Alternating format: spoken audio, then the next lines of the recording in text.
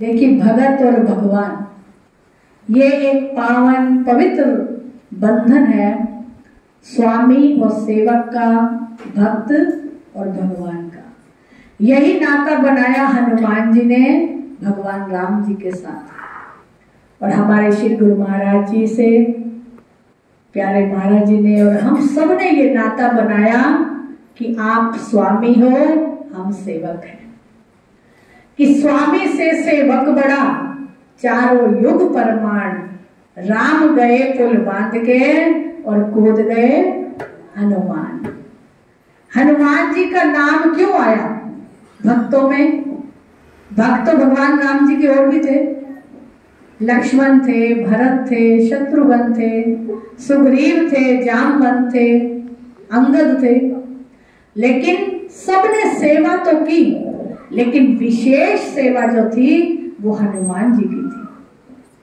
तभी कहा गया कि दुनिया चले ना श्री राम के बिना और राम जी चले ना हनुमान के बिना। ये स्वामी और सेवक का ऐसा पवित्र रिश्ता है, गुरु और शिष्य का ऐसा पवित्र पावन रिश्ता है, जो इसे समझ जाता है वो फिर कभी भी 84 के चक्कर में नहीं फंसता। ये निष्काम भाव से हनुमान जी ने राम जी की सेवा की। भगवान शंकर ने हनुमान जी का रूप धारण किया, रुद्र रूप बने। वैसे तो भक्ति सेवा कर नहीं पाते, क्योंकि राम शंकर के गुरु हैं और शंकर राम के गुरु हैं, लेकिन उन्होंने ये पावन रिश्ता बनाया, अवतार लिया। पवन कुमार के घर अंजनी माँ के लाल बने हनुमान जी, और जो भगवान राम की हर कार्य में सेवा करते रहे और निष्काम सेवा करते रहे। कभी हनुमान जी ने ये मन में भाव नहीं रखा कि मैं ये सेवा कर रहा हूं तो मुझे भगवान आशीर्वाद दें, या मेरा नाम हो जाए सब भक्तों के अंदर, मैं सब भक्तों में बड़ा हो जाऊं। उन्होंने क्या भाव रखा कि मेरे भगवान प्रसन्न हो जाए, मुझे और कुछ नहीं चाहिए, और मैं सेवा में तत्पर रहूं। हमारे प्यारे श्री महाराज जी फरमाते हैं कि सेवक को आराम नहीं और भिखारी को मान नहीं। भिखारी होके वो कहे कि मेरा मान सम्मान और लोग मुझे पूजे, हो सकता है? नहीं हो सकता। हम भिखारी को ये भी नहीं कहेंगे कि आजा, अंदर गर्मी है या ठंड है, आकर बैठ जा, एक पानी का गिलास भी पी ले। क्योंकि भिखारी ने अपना सब कुछ फकीरी में बिता दिया, वो मान नहीं चाहता। उसे पता है कि मेरा काम ही मांगना है, मैं निर्मान हूं, मेरा मान कोई नहीं करेगा। इसी तरह सेवक जो है वो यदि जान जाता है, पहचान जाता है कि मैंने भी अपने मान का हनन करना है, निष्काम सेवा करनी है, और जब निष्काम सेवा करेंगे तो भगवान अपने आप ही प्रसन्न हो जाएंगे। गुरुदेव जी के चरणों में, प्रभु के चरणों में यदि हम आ जाते हैं और जो भी हमें सेवा दिखाई देती है आगे, हम उसे करने लगते हैं और मन के अंदर कोई इच्छा नहीं है। कई भक्त प्रेमी आते हैं, कहते हैं कि ये सेवा करें, जोत जगा लें, ये पाठ करवा लें, हमारी ये इच्छा पूरी हो जाए। क्योंकि निरिच्छित संसार में कोई नहीं है। जो इच्छा से रहित हो जाएगा वही उसकी कृपा का हकदार हो जाएगा। हनुमान जी क्यों कृपा के हकदार बने? क्यों वो भगवान के प्यारे बने? और भगवान को कहना पड़ा, स्वामी से सेवक बड़ा, चारों युग परमाण, राम गए पुल बांध कर कूद गए हनुमान। राम जी को पुल तैयार करना पड़ा रावण पर युद्ध करने के लिए, लेकिन हनुमान जी ने किस यत्न को किया? उन्होंने ना कोई पुल बनाया, ना कोई हवाई जहाज पर गए, ना ट्रेन पर गए, ना बस पर गए। किसके सहारे गए? राम नाम प्रताप से नाम के जहाज पर चढ़कर गए, क्योंकि पवन पुत्र थे। पवन का उन्होंने सहारा लिया और वहां ना कोई जरूरत पड़ी पुल बनाने की, क्योंकि वो सेवक थे और निष्कामता का भाव था हनुमान जी के अंदर कि मैंने प्रभु राम को प्रसन्न करना है, मां सिया की खोज करनी है। और वहां श्री राम का जयकारा लगाते हुए हर कदम पर, हर श्वास में उन्होंने क्या कहा? जय श्री राम, जय श्री राम। और जय श्री राम का घोष करते करते 7 योजन समुद्र को पार कर दिया। वो किसकी शक्ति से किया? स्वामी की शक्ति से, राम की शक्ति से। और वहां जब परीक्षा ली, किसने ली? राक्षसनी ने,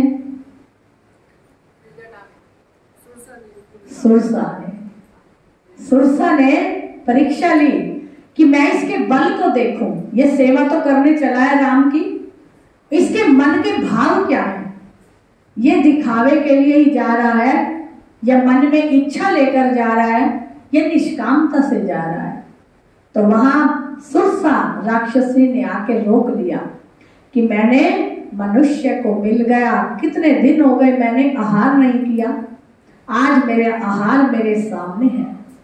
लेकिन हनुमान जी ने कहा कि मां सुरसा मैं तुम्हें प्रणाम करता हूं, अब तो मुझे समय नहीं है कि मैं तुम्हारा आहार बनूं, लेकिन जिस कार्य के लिए मैं जा रहा हूं प्रभु राम के, यदि वो कार्य सिद्ध हो गया तो मैं तुम्हारा आहार बन जाऊंगा। अब सुरसा ने कहा कि ये तो इसमें भी पास हो गया। अब मां सुरसा ने कहा कि मैं तुम्हें खाऊंगी जरूर, लेकिन आज आहार आया है, कल आए या ना आए, तुम अपनी बात से दूर हो जाओ।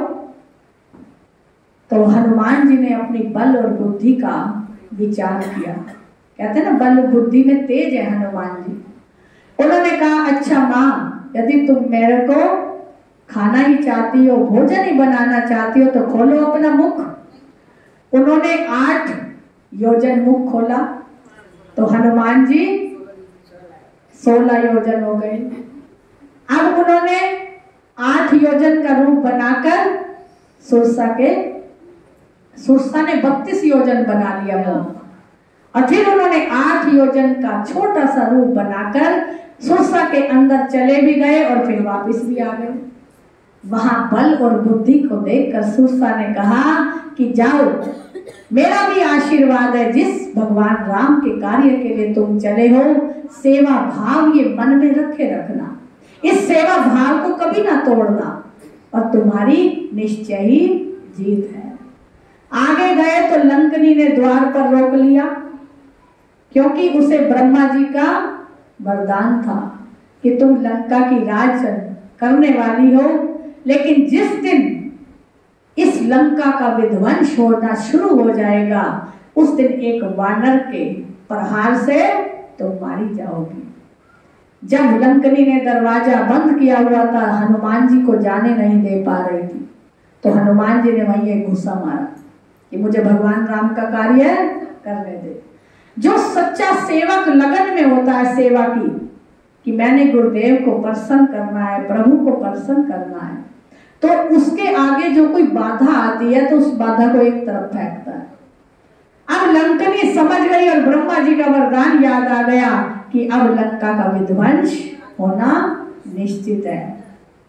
वहां हनुमान जी ने लंका भी जला दी, मां सीता जी को प्रभु का संदेश भी दे दिया, मुद्रिका भी दे दी, और वापस में चूड़ामणि लेकर वापस आ गए। तो भगवान राम की प्रसन्नता को पाया, और वहां भगवान ने कह दिया कि तुम भरत के समान मुझे प्रिय है। वहां भगवान ने जब मां सीता की कहानी सुनी तो भगवान राम भी रो पड़े, और हनुमान जी कहने लगे प्रभु अब विलंब मत कीजिए, अब 1 मास का ही समय मां सीता के पास है, अब युद्ध कीजिए और पुल बनाकर चढ़ाई कीजिए। तो वहां हनुमान जी ने बड़े से बड़े काम किए, और जहां भगवान को कहना पड़ा, स्वामी से सेवक बना। भगवान राम कहने लगे कि मुझे तो पुल की आवश्यकता पड़ी, तुम 7 योजन पार हो गए, हर कार्य जो मेरे लिए मुश्किल था तुमने उसे सुलभ बना दिया। आज समाज में, इतिहास में तुम्हारा नाम सब विश्व गाएगा। और चारों युग में ये प्रमाण होगा कि राम जैसा भक्त हनुमान कोई नहीं बना, कि भक्तों में भक्त बड़ा वीर हनुमाना। सब भक्तों में जहां भी कोई काम आता है, कोई ज्यादा सेवा वाला होगा, तन मन से तंदुरुस्त होकर सेवा करता, कहते तो हनुमान जी है। तो हनुमान जी का नाम प्रथम सेवक में लिया जाता है। हमें भी प्रभु ने ये मानुष जन्म दिया, बड़ी ही सौभाग्य हमारी घड़ी है जो हमने उस नर्तन में आकर प्रभु का दर्शन किया, प्रभु से हमारा संजोग बना, हमें दरबार मिला, पूर्ण गुरुदेव मिले, प्रभु की भक्ति करने का अवसर मिला। इस जन्म में यदि मानुष जन्म को संभाल लेंगे, सेवा से, सिमरन से, भजन बंदगी से दूसरों की सहायता करेंगे और परोपकार के जीवन में धारण कर लेंगे, तो ये गुण जब आ जाते हैं व्यक्ति में तो उसका बेड़ा पार हो जाता है। तो भगवान कहते हैं कि मैं तो सबके अंदर हूँ, लेकिन मुझे देखने के लिए आंख चाहिए। वो आंख कहाँ मिलती है? वो सतगुरुदेव जी देते हैं। इन दो नेत्रों से प्रभु नहीं दिखेंगे। जब हम दिव्य नेत्र खोलेंगे, मन की आंख को खोल लेंगे और गुरुदेव की कृपा होगी, तो हमारा जीवन भी सफल हो जाएगा। सफल करने के लिए पुरुषार्थ करते चले। सुबह होती है, शाम होती है, यूं ही जिंदगी तमाम होती है। अरे घड़ी तो वही अच्छी जो सतगुरु दीनदयाल के नाम होती है। हमने अपनी सकारत करना है समय को, घड़ियों को